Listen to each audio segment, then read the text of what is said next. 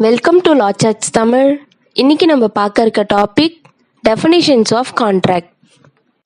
First section 2H of Indian contract act 1872 என்ன சொல்லியிருக்காங்க, second Pollock அப்படின்ற ஆத்தர் என்ன சொல்லியிருக்காங்க, third one sir William Anson அவங்க என்னென்னு கான்ட்ராக்டை டிஃபைன் பண்ணியிருக்காங்க, அண்ட் தென் சர் சால்மன் இவங்க 4 பேரும் கான்ட்ராக்ட் பற்றி என்ன சொல்லியிருக்காங்கன்னு இந்த வீடியோவில் நம்ம பார்க்க போகிறோம்.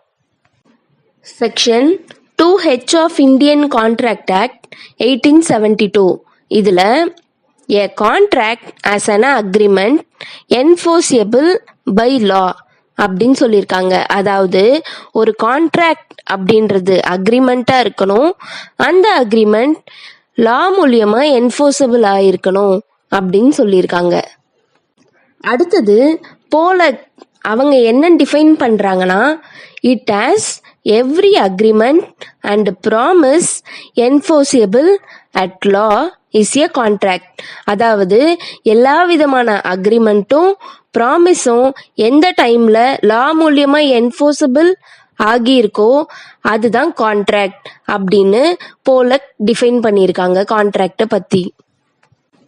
அடுத்தது சர் வில்லியம் ஆன்சன் கான்ட்ராக்டை பற்றி என்ன சொல்கிறாங்கன்னா, as a legally binding agreement between 2 or more persons by which right are acquired by 1 or more to acts or forbearance on the part of the others.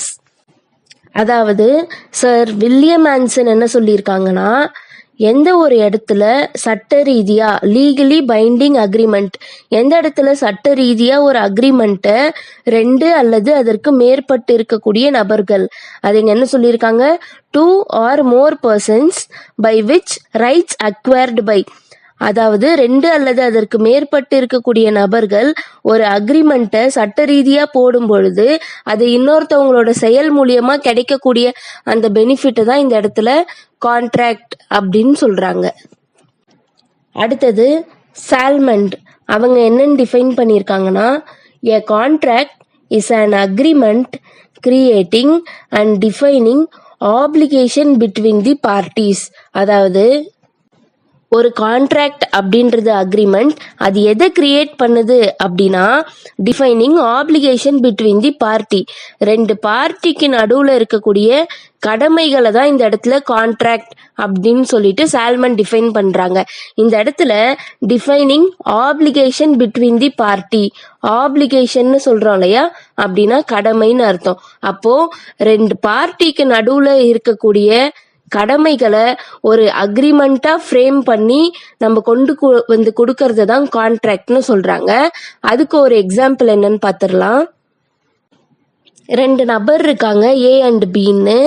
இப்போது A enter into a contract to sell his car to B for ₹10,000 on a certain date. அதாவது ஏன்னு ஒரு நபர் இருக்காங்க, அவங்க பீன்ற நபருக்கு அவங்களுடைய காரை ₹10,000 விற்கிறாங்க, சேல் பண்ணுறாங்கன்னு சொல்லிட்டு ஒரு கான்ட்ராக்ட் இங்கே போடுறாங்க. ஒரு சர்டன் டேட்குள்ள, இந்த தேதிக்குள்ள நான் உனக்கு என்னோட காரை கொடுத்துடுறேன் ₹10,000 அப்படின்னு சொல்லிட்டு ஒரு கான்ட்ராக்ட் ஃப்ரேம் பண்ணுறாங்க. இப்போ இந்த இடத்துல if he has not acted in the same manner, ஏன்ற நபர் சொன்ன பிரகாரம் நடந்துக்கல, then B can enforce the contract through a court of law.